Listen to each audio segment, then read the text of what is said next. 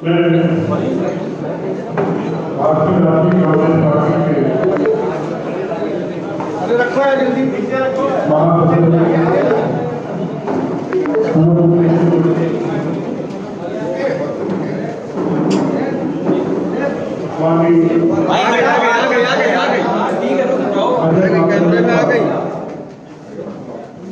उत्तर प्रदेश की राजधानी लखनऊ में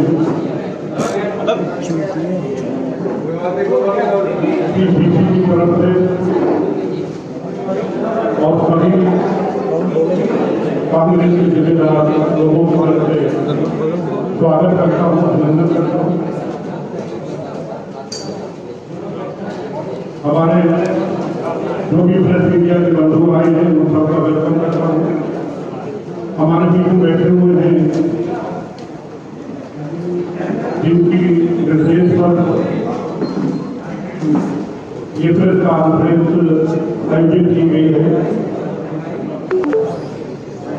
उत्तर प्रदेश कांग्रेस पार्टी के अध्यक्ष माननीय अजय कुमार लल्लू जी, आपका भी स्वागत है। हमारे बीच में AICC के सचिव श्री धीरज भूजन जी पूर्व विधायक बैठे हुए हैं, आपका भी स्वागत है। हमारे बीच में AICC के सचिव तौकीर साहब सचिव वर्मा, आपका भी मैं वेलकम करता हूँ। यहाँ पर हमारे बीच में ex-MLA उत्तर प्रदेश कांग्रेस पार्टी के मेरे बड़े भाई माननीय सतीश जी सचिव वर्मा है। हमारे मीडिया डिपार्टमेंट के श्री बदन कुमार जी, अशोक सिंह जी, नीचे त्रिपाठी, सभी बदाम था, बहुत सारे लोग बैठे हैं। हम सभी लोग प्रेस मीडिया का और माननीय राष्ट्रीय महासचिव जी महाकन जी का पूरा स्वागत करते हैं, क्योंकि आज का ये कार्यक्रम जो है, आज की जो प्रेस कॉन्फ्रेंस है वो राष्ट्रीय महासचिव माननीय महाकन जी के लिए आयोजित की गई है। इसलिए मैं चाहूँगा कि माननीय महाकन जी अपनी बात करें। उससे पहले हमारे पीसीसी के अध्यक्ष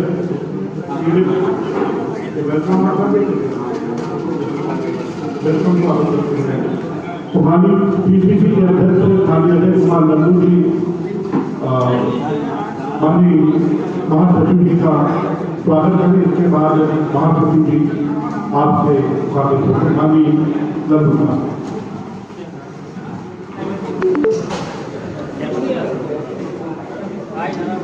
आज के इस प्रेस वार्ता में उपस्थित राजस्थान के प्रभारी, दिल्ली प्रदेश के अध्यक्ष रहे और कांग्रेस पार्टी के वरिष्ठ नेता, पूर्व सांसद आदरणीय श्री अजय माकन जी का मैं उत्तर प्रदेश कांग्रेस कमेटी की तरफ से स्वागत करता हूँ, अभिनंदन करता हूँ, नमन करता हूँ, वंदन करता हूँ। साथ में उपस्थित AICC के सेक्रेटरी श्री धीरज भूजन जी, राष्ट्रीय सचिव सह प्रभारी श्री तौकीर साहब, उत्तर प्रदेश सरकार के पूर्व मंत्री रहे और मीडिया के हमारे चेयरमैन श्री नसरुद्दीन जी, अशोक सिंह जी, लल्लन जी और हमारे सभी सम्मानित वरिष्ठ हमारे प्रवक्ता बंधु बैठे हैं, उपस्थित सभी मीडिया के सम्मानित मित्रों, साथियों, जैसा कि आप जानते हैं कि पूरे देश में जिस तरह यह सरकार राष्ट्रीय संपत्तियों को पेश की जा रही है। कुछ चंद पूंजीपतियों के लाभ के लिए जो राष्ट्रीय संपत्ति है उसको कौड़ी के दाम में गिरवी रखना और बेचने का क्रम लगातार आज की सरकार करती जा रही है। इसी महत्वपूर्ण विषय पर आदरणीय श्री अजय माकन साहब अपनी बात को रखेंगे। मैं आह्वान करता हूं कि आदरणीय अजय माकन साहब अपनी बात को रखें।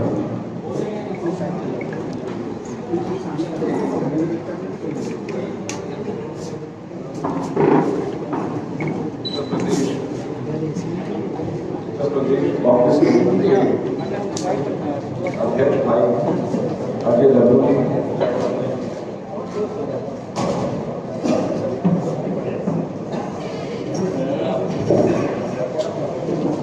धीरज गुर्जर जी, वकील भाई, मंच पर उपस्थित उत्तर प्रदेश कांग्रेस कमेटी के तमाम वरिष्ठ नेतागण, पत्रकार साथियों, भाइयों बहनों,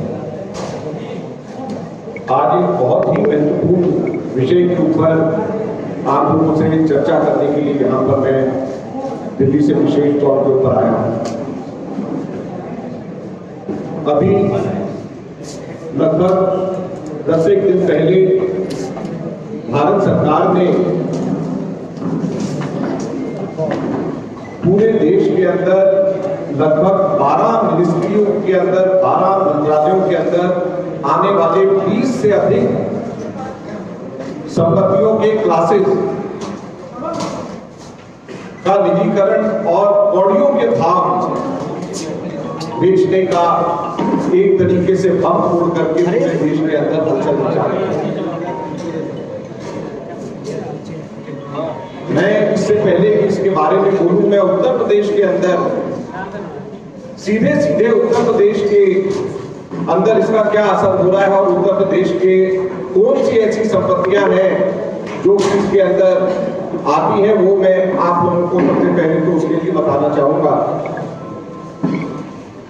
जैसे मैंने कहा कि 20 टोटल क्लासेस इन्होंने प्राइवेटाइजेशन के लिए कहा है, उसमें से 6 उत्तर प्रदेश के अंदर आते हैं, जिसमें लाल बहादुर शास्त्री एयरपोर्ट वाराणसी है और लाल बहादुर शास्त्री जी के नाम का एयरपोर्ट अब अगर लखनऊ के तर्ज पे जाना जाए तो अब यह अडानी एयरपोर्ट हो जाए और इसकी कीमत महज 500 करोड़ रुपए लगाया है। और ये कैसे 500 करोड़ रुपए सरकार को कब मिलेंगे इसके बारे में अभी मैं थोड़ा सा विस्तार से चर्चा करूंगा, लेकिन हमारे लाल बहादुर शास्त्री एयरपोर्ट इसके अंदर 8 राष्ट्रीय राजमार्ग जैसे झांसी से शिवपुर, आगरा बाईपास, आगरा से भरतपुर, उरई से बारा, केबल ब्रिज नैनी, प्रयागराज में फतेहपुर से पोखरा, जैसे करके 8 टोटल राष्ट्रीय राजमार्ग इसके अंदर। Sports authority of India Sai का सेंटर लखनऊ का, जहां पर हमारे बच्चों को तैयार किया जाता है कि वो अंतरराष्ट्रीय मेडल जीत करके आए, उसको भी निजीकरण उसका भी हो रहा है। वहां पे अब क्लब बन जाएंगे, वहां पर अब क्लब के साथ में रेस्टोरेंट्स होंगी, शादियां होंगी, वहां पे बार खुल जाएंगे और हमारे बच्चे कहां प्रैक्टिस करेंगे, कैसे करेंगे, उस चीज का कोई भी किसी तरीके से कोई रूट मैप नहीं। जैसे sports authority SAI centre Lucknow, वैसे ही साई सेंटर बैंगलोर और दिल्ली का जवाहरलाल नेहरू स्टेडियम और एक और नेशनल स्टेडियम दिल्ली का, ये भी इसके अंदर है। और ये स्पोर्ट्स के अंदर हमारे अच्छी परफॉर्मेंस का इनाम हमारे स्पोर्ट्स के लोगों को ये दे रहे हैं कि यहाँ पे भी सारे के सारे इन स्पोर्ट्स स्टेडियम्स और स्पोर्ट्स अथॉरिटी ऑफ इंडिया के सारे जो नवरत्न एक तरीके से कहा जाते हैं, और ये मैं कोई अखिल भारतीय कांग्रेस कमेटी के महासचिव के तौर पे नहीं, बल्कि भारत के पूर्व खेल मंत्री के तौर के ऊपर मैं ये कह रहा हूं कि मैं इसके ऊपर कांग्रेस पार्टी इसके ऊपर सख्त इस चीज के ऊपर इतराज है कि हमारे जो स्पोर्ट्स के इंफ्रास्ट्रक्चर कांग्रेस पार्टी ने जो बनाए हैं, जहां पर से हमारे खिलाड़ी तैयार होकर के राष्ट्रीय मेडल जीतते हैं, वहां पे उन सब स्पोर्ट्स एरिया और स्पोर्ट्स इंफ्रास्ट्रक्चर का इस प्रकार से निजीकरण का हम पूरा विरोध करते हैं। यहाँ पे स्पोर्ट्स के अलावा किसी और तरीके से कोई भी एक्टिविटी नहीं होनी चाहिए। रेलवे स्टेशन हमारे प्रयागराज यात्री गाड़ी ऑपरेशन, इसके अंदर रेलवे स्टेशन नहीं बल्कि इसका रेल लाइन, इसका प्रयागराज का जो यात्री गाड़ी है दिल्ली से प्रयागराज की, उस चीज को इसमें डाला गया है। पावर सेक्टर में उत्तर प्रदेश के पावर सेक्टर के निजीकरण भी इसके अंदर शामिल है। तो ये 6 उत्तर प्रदेश के संबंध के अंदर ये कहा जा रहा है। साथियों, आपने हम सब लोगों ने अपने जमाने के पिक्चर राम और श्याम, सीता गीता तो सब लोगों ने देखा होगा, बड़ी मशहूर पिक्चरें रही हैं। तो मोदी जी ने एक और पिक्चर का निर्माण किया है जिसके वो प्रोड्यूसर डायरेक्टर खुद है और उसका नाम है मॉनेटाइजेशन डीमॉनेटाइजेशन। डीमॉनेटाइजेशन जब उन्होंने किया, नोटबंदी जब उन्होंने करी, तो नोटबंदी के दौरान छोटे कारोबारियों को लूटा गया, छोटे व्यापारियों को लूटा गया। डीमॉनेटाइजेशन के दौरान छोटे तबके, मध्यम वर्गीय तबकों को लूटा गया और इस मॉनेटाइजेशन से हमारे पूरे के पूरे देश की धरोहर और पूंजी को लुटाया जा रहा है, लूटा जा रहा है। ये हमारा सीधे सीधे आरोप है और ये मॉनेटाइजेशन डीमॉनेटाइजेशन के जुड़वा बच्चे हैं जो मोदी सरकार की देन है और दोनों के दोनों इन जुड़वा बच्चों ने पूरे देश के अंदर गरीब और मध्यम वर्गीयों के ऊपर, दोनों के दोनों इन जुड़वा बच्चों ने पूरी तरीके से अपना एक आतंक पूरे देश के अंदर फैला दिया है। ये हमारा कहना है। मोदी जी किसी भी अपने स्वतंत्रता दिवस के भाषण में इंफ्रास्ट्रक्चर डेवलपमेंट की बात हमेशा करते हैं और ये भी कहा जा रहा है कि जो 6 लाख करोड़ रुपए इकट्ठे होंगे, इन 6 लाख करोड़ का इस्तेमाल हमारे इंफ्रास्ट्रक्चर पाइपलाइन के लिए इस्तेमाल किया जाएगा। लेकिन जब ये इंफ्रास्ट्रक्चर पाइपलाइन के लिए इस्तेमाल करने की बात कह रहे हैं तो ऐसे समय में इन्होंने अपनी इसी इंफ्रास्ट्रक्चर पाइपलाइन और मॉनेटाइजेशन पाइपलाइन के लिए जो 2 वॉल्यूम्स निकाले हैं, उनके वॉल्यूम, पहले वॉल्यूम के अंदर ही उन्होंने मेंशन किया है पैरा 1.2 में, और उन्होंने कहा है कि 12वीं पंचवर्षीय योजना में कुल 36 लाख करोड़ रुपया इंफ्रास्ट्रक्चर पे खर्च हुआ था। और 12वीं पंचवर्षीय योजना कब थी? सन 2012 से 2017 तक, यानी प्रति वर्ष 12वीं पंचवर्षीय योजना में 7,20,000 करोड़ रुपया इंफ्रास्ट्रक्चर पे खर्च हुआ। ये इनकी बुक की डॉक्यूमेंट कहता है। और इसके आगे यही डॉक्यूमेंट इनका भारत सरकार का कहता है कि अगले 2 वर्षों में 2018 और 19 में यह 10 लाख करोड़ रुपया 2 वर्षों में खर्च किया गया, यानी औसत कितना आया? 5 लाख करोड़ इंफ्रास्ट्रक्चर पे खर्च। तो हमारे समय के ऊपर जो इंफ्रास्ट्रक्चर के ऊपर खर्च 7,20,000 करोड़ रुपया प्रति वर्ष होता था।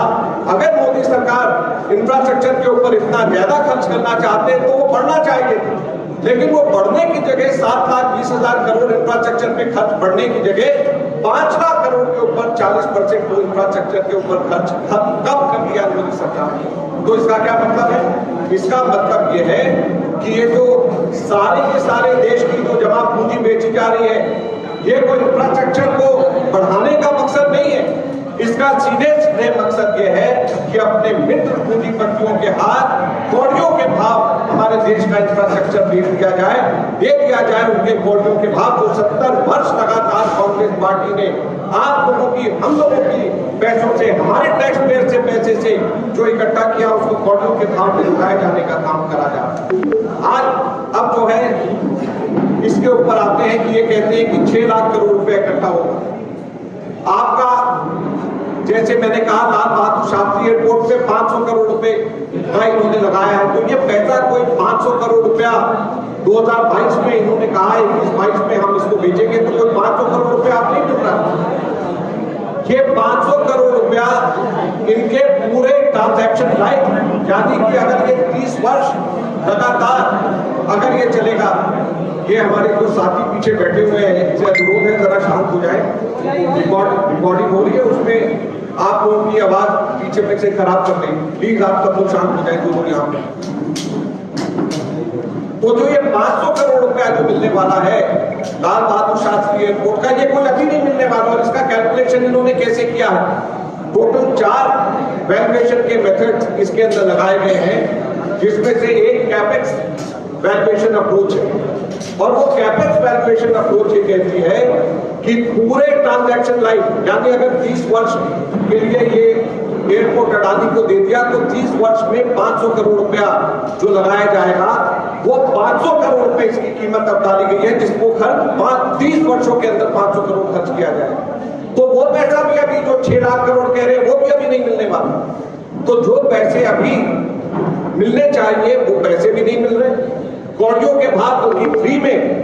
कौशिक बासु जो अर्थशास्त्री हैं, दुनिया में सब लोग उनको जानते हैं, मशहूर अर्थशास्त्री, वो कहते हैं कि किराए के भाव के ऊपर भारत सरकार ये देश की संपत्ति को बेच रही है, जिसका पैसा भी अभी सीधे सीधे हमारी सरकार को नहीं मिल रहा, यानी हमारी जनता को नहीं मिल रहा। इसका नुकसान क्या होगा? इसका नुकसान ये होगा कि हमारे देश के अंदर कुछ चंद उद्योगपति सब की सब चीजों को खरीद लेंगे।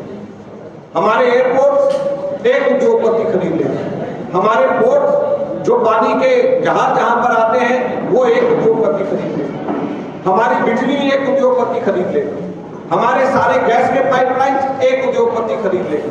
हमारी टेलीकॉम लाइन्स एक उद्योगपति खरीद लेगा। और जब मैं ये कह रहा हूं कि एक उद्योगपति खरीद लेगा तो आपके दिमाग में एकदम से दिमाग में आता होगा कि वो कौन सा उद्योगपति है जो सारी की सारी चीजें खरीद लेगा। इसको बताने की जरूरत नहीं है, सबको मालूम। एयरपोर्ट है तो वो अडानी खरीदेगा, और अगर टेलीकम्युनिकेशन है तो वो अंबानी खरीदेगा, पोर्ट्स है तो वो अडानी खरीदेगा। तो ये सारी की सारी चीजें जिस तरीके से हो रही है, प्राइवेटाइजेशन हम लोगों के समय में भी हम लोग करते थे, लेकिन एक तरीके से एक साथ जब किया जाता है तो आप मोनोपोली क्रिएट करते हैं, और जब एक साथ खरीदा जाता है तो उसके दाम, उसकी वैल्यू भी नहीं मिलती। आज अगर मान लीजिए आप अगर जमीन एकदम से रिलीज कर देते हैं, खाली जमीन, तो सारी प्रॉपर्टी जमीन के रेट से एकदम से नीचे गिर जाएगी। लेकिन अगर उसी को आप तरीके से धीरे धीरे करके, और तरीके से का मतलब यह है कि जब कांग्रेस के समय में जब भी इस प्रकार से प्राइवेट खातों में देने दिए जाना होता था तो सबसे पहले वहां की यूनियंस को कॉन्फिडेंस में लिया जाता है। वहां की यूनियन से बात करी जाती है। यूनियन से बात करने के बाद में जब यूनियन राजी होती है तब जाकर के आगे कार्रवाई होती है, तब जाकर के आगे प्राइवेटाइजेशन की बात होती है। अगर यूनियन नहीं माने, वहां के वर्कर्स नहीं माने, तो आगे कोई कदम नहीं उठाया जाता। यही नहीं, हम लोगों के समय में मोनोपोली क्रिएट नहीं होने दी जाती। यही नहीं, हम लोगों के समय में जो सामरिक महत्व की, जो स्ट्रैटेजिक इंपॉर्टेंट चीजें हैं, वो हम लोग कभी भी नहीं, हम लोग उस चीज की नीलामी या उस चीज को नहीं बेचते। हमारे समय में कभी भी रेलवे लाइन को प्राइवेटाइज नहीं किया गया। आज अगर मान लीजिए पाकिस्तान के साथ या कहीं पे हमारा युद्ध चीन के साथ में हो जाए तो हमारे देश के अंदर आर्मी कैसे एक कोने से दूसरे कोने में जाएगी? रेलवे लाइन से जाएगी। और वो रेलवे लाइन हमने प्राइवेटाइज कर दी, जिसमें इंटरनेशनल कोई भी देश की कंपनी उसके अंदर आकर के हिस्सा लेकर के उसको खरीद सकता है। तो इस चीज को कैसे सुनिश्चित किया जाएगा कि कल को पाकिस्तान या चाइना जो हमारा दुश्मन मुल्क है, वो डायरेक्टली या इनडायरेक्टली अपने पैसे उसमें लगा करके वो सामरिक महत्व की चीज नहीं खरीद रहा। अगर यही रेलवे लाइंस, यही रेलवे स्टेशन हमारे प्राइवेट हाथों में हो, जो कि आगे जिसके पीछे पैसा बाहर के मुल्कों का लगा हो, तो कैसे कल को हम लोग युद्ध के समय में या ये सामरिक दृष्टि से ये हम लोगों के लिए जरूरी है, ये हमारे लिए सबसे महत्वपूर्ण चीज है। और इसलिए हम लोगों ने कभी भी सामरिक महत्व की चीजों को, कभी भी हम लोगों ने स्ट्रैटेजिकल इंपॉर्टेंट चीजों को हम लोगों ने कभी भी प्राइवेटाइज नहीं किया। आज हमारे पेट्रोलियम लाइंस, आज हमारे गैस लाइंस, ये सब हमारे को एनर्जी देता है, हमारे को एनर्जी प्रोवाइड करता है, हमारे को पेट्रोल देता है, हमारे को गैस देता है, हमारे को जिस वक्त अगर कल को ये सामरिक महत्व की चीजें अगर डायरेक्टली इनडायरेक्टली इंटरनेशनल लेवल के ऊपर अगर पैसा खर्च करके कोई भी कंपनी अगर पहली बार में या उसके बाद में खरीद ले, तो कैसे उस चीज को कल को जरूरत पड़ने के ऊपर हमारे दुश्मन देश उसका इस्तेमाल नहीं कर पाए, इस चीज का कौन इस चीज के लिए जिम्मेवार है? रोजगार के देते हैं, रेलवे में जितना आगे बढ़ता है, हमारे चाहे वो दलित रिजर्वेशन के माध्यम से हो, ओबीसी रिजर्वेशन के माध्यम से हो, ये हमारे को शेड्यूल ट्राइब के रिजर्वेशन के माध्यम से हो, हमारे इन वर्गों के लोगों के लिए ये रोजगार देता है। जब ये प्राइवेट हाथों के अंदर चला जाएगा तो ये रोजगार के अवसर भी इन सब जगहों के ऊपर खत्म हो जाएंगे। इस चीज को भी हमको समझने की जरूरत है। रेलवे में इन्होंने, जैसे मैंने कहा, दिल्ली प्रयागराज रेल लाइन ये जो प्राइवेटाइज कर रहे हैं, क्योंकि इसमें सबसे ज्यादा इसमें पैसेंजर्स होते हैं। दिल्ली मुंबई, मुंबई चेन्नई, दिल्ली चेन्नई, ये चुन करके वो रेलवे लाइंस प्राइवेटाइज करे जा रहे हैं जिसमें मैक्सिमम, जिसके अंदर प्रॉफिट होता है। और जब मैक्सिमम प्रॉफिट वाला जब प्राइवेटाइज हो जाएगा, जहां से अभी रेलवे को प्रॉफिट होता है, तो बाकी क्या बच जाएगा? बाकी बच जाएगा लॉस मेकिंग।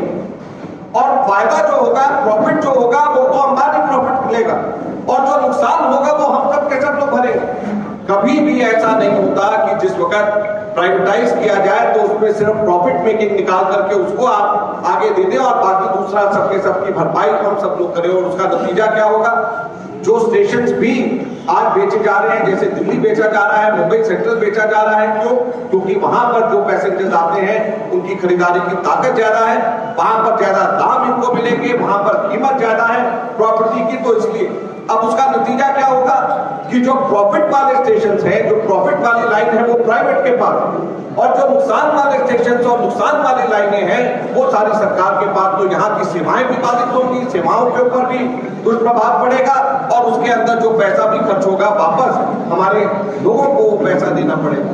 तो ये कोई आज जब हम बोल रहे हैं, हो सकता है कि आपको लग रहा होगा कि सीधे सीधे आज हमारे को इसके ऊपर क्या असर है, लेकिन अगर आज इसके ऊपर असर आपको नहीं आप समझते हैं तो आगे आने वाले दिनों में आप सोचिए कि इसका क्या असर, कैसे आप लोगों के ऊपर पड़ेगा।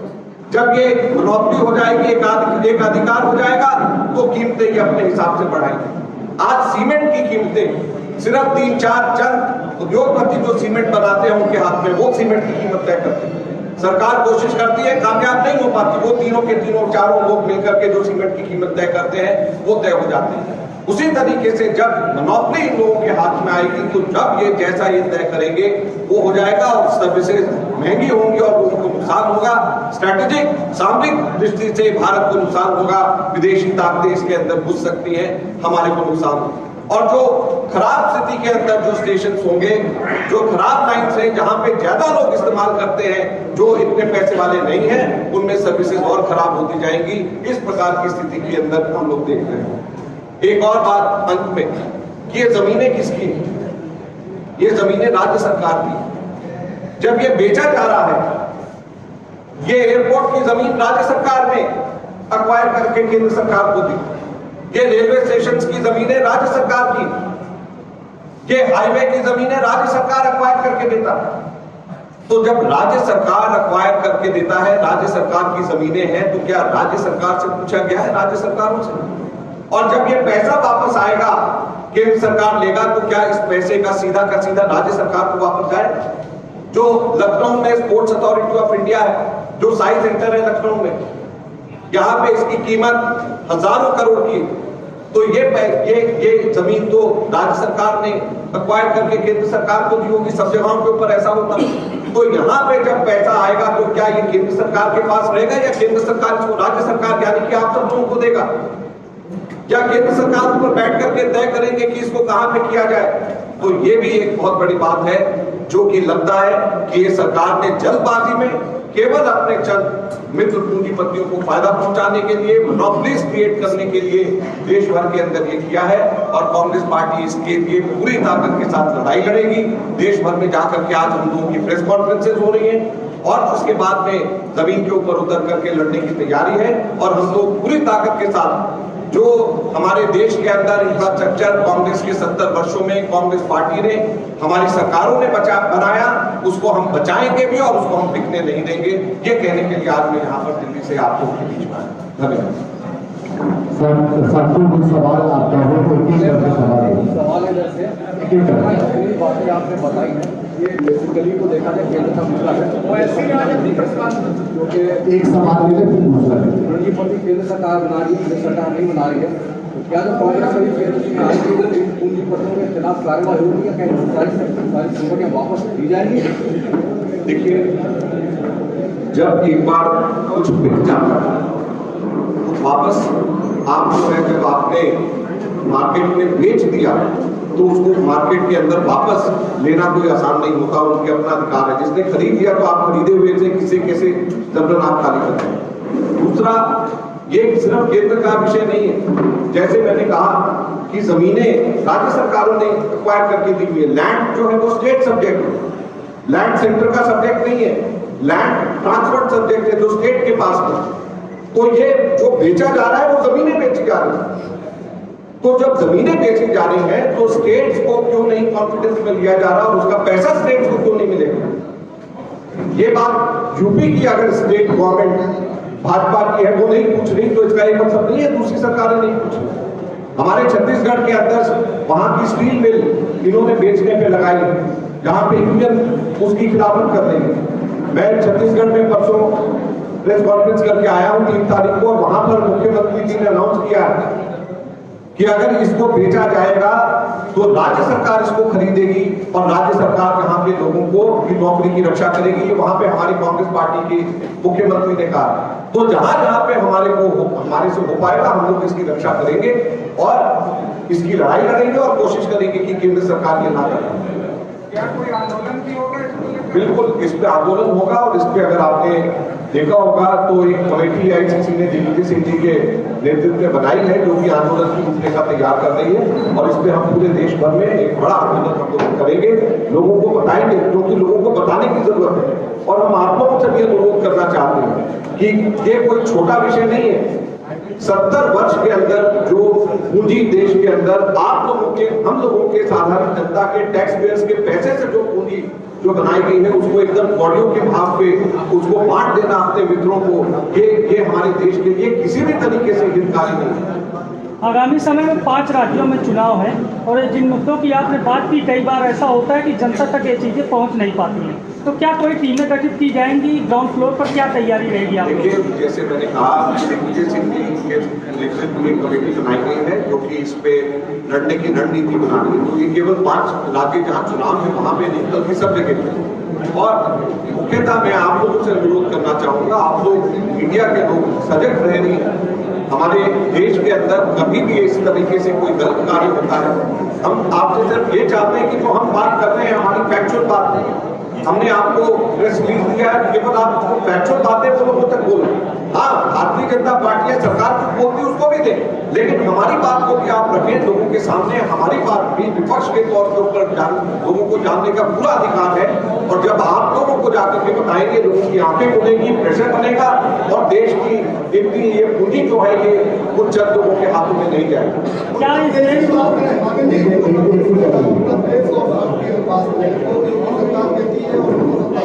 विकास और अपराध में उत्तर प्रदेश